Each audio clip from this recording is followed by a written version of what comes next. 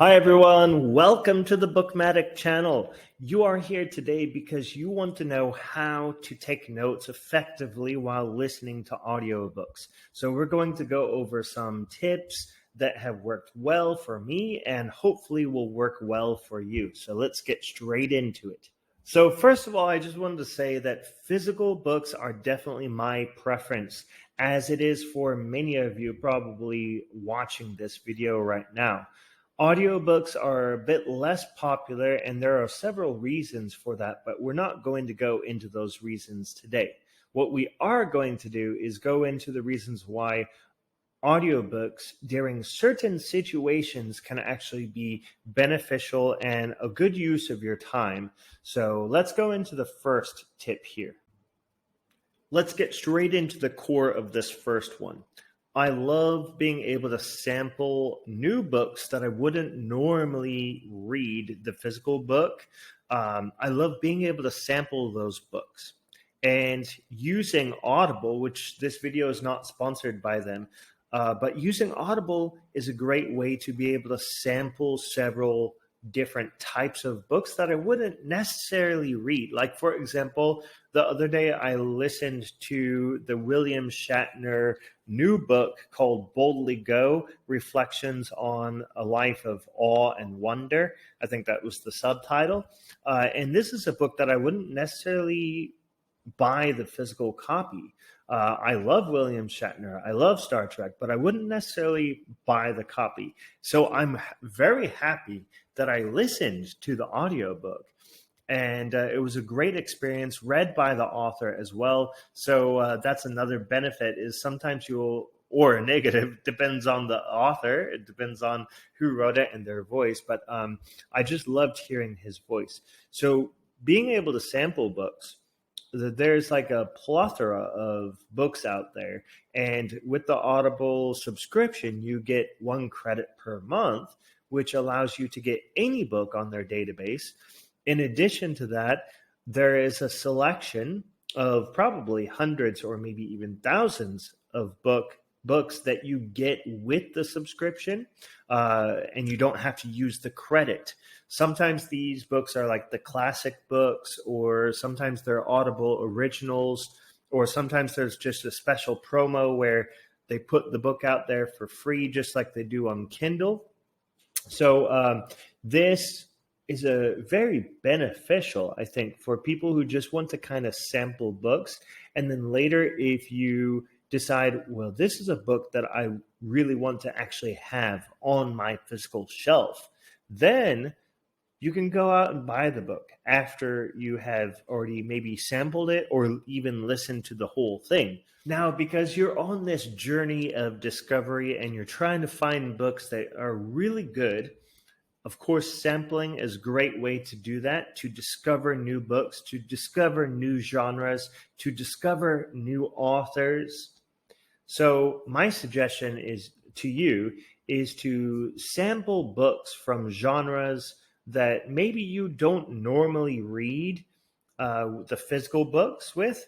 So like for me, I really love autobiographies and biographies, but sometimes when I'm reading the physical copy, it kind of makes me a little bit bored. Not to say that the author's life is boring, but it's just reading through this story, it just takes a long time sometimes, because biographies can tend to be a bit bigger. But when I'm listening to it on the audiobook, it's a cinch. It's easy. And of course, I still pay attention if the story is interesting enough. So find a genre, whether that be fiction or nonfiction or self-help, whatever the genre is, find that genre, experiment with it by downloading different audiobooks in that genre and just testing it out. And don't feel afraid to stop. If the book is not that interesting, it's fine to stop, right? So just experiment, have fun with it, and find books that you truly love. One of the biggest purposes of reading self-help or nonfiction or business books is to be able to get some value from it. So you may be wondering, how are you going to get value from an audiobook if you're in a situation where you can't really take notes? Now, For me, I've mentioned this a couple times throughout this video, but driving and running are both situations where I feel like I can get the most out of this audiobook. One, because it is so simple to save an audio clip. All I have to do is press one little button, and then it saves the last 30 seconds of the audiobook, which makes it a whole lot easier to go back at a later date and listen to that clip and then be able to take notes on that clip. So basically, when I'm driving or I'm running, I'm listening to this audiobook and I'm listening for key points in the book to where I can just hit that little button. I know that may not be the most ideal situation, but for me personally, it's the best time that I can listen to an audiobook. Because if I'm sitting at my desk, I personally would not want to listen to an audiobook. I would rather be holding on to that physical book because I get a whole lot more value out of that. It's just I want to experiment with different types of books. So I use audiobooks to be able to do that. And those situations that are that don't take a whole lot of thought, such as driving or running, of course, we have to pay attention to what's going on around us, but it doesn't really distract us from what we hear.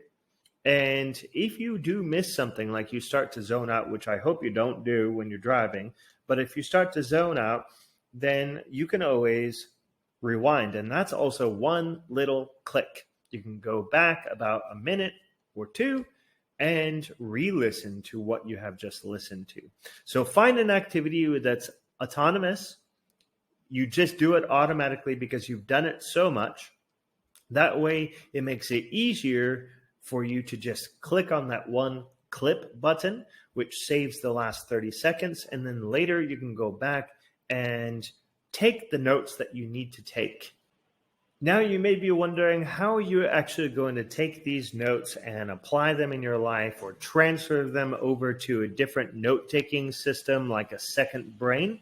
So if you hit on that little clip button, you save the last 30 seconds, and then later during the day, you may come back to those notes and then transfer or transcribe or put into your own words the main takeaways of what you were listening to.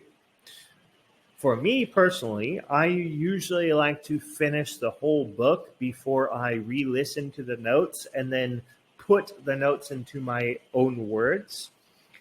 The most important thing here is to make sure that you're saving the most relevant information.